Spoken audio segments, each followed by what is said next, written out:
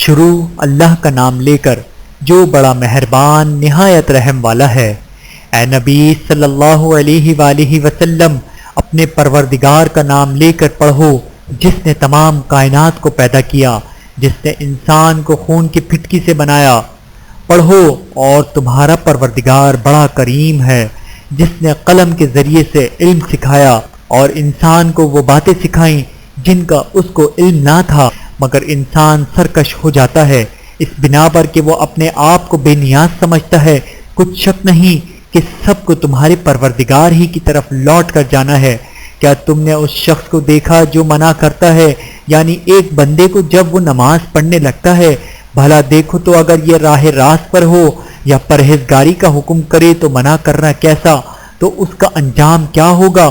ذرا دیکھو تو اگر اس نے دین حق کو جھٹلایا اور اس سے منہ موڑا، کیا اس کو معلوم نہیں کہ اللہ دیکھ رہا ہے؟ دیکھو اگر وہ باز نہ آئے گا تو ہم اس کی پیشانی کے بال پکڑ کر گھسیٹیں گے، یعنی اس جھوٹے خطا کار کی پیشانی کے بال، تو وہ اپنے یاران مجلس کو بلا لے، ہم بھی دوزخ کے فرشتوں کو بلا لیں گے۔ دیکھو اس کا کہا نہ ماننا اور سجدہ کرنا اور اللہ کا قرب حاصل کرتے رہنا۔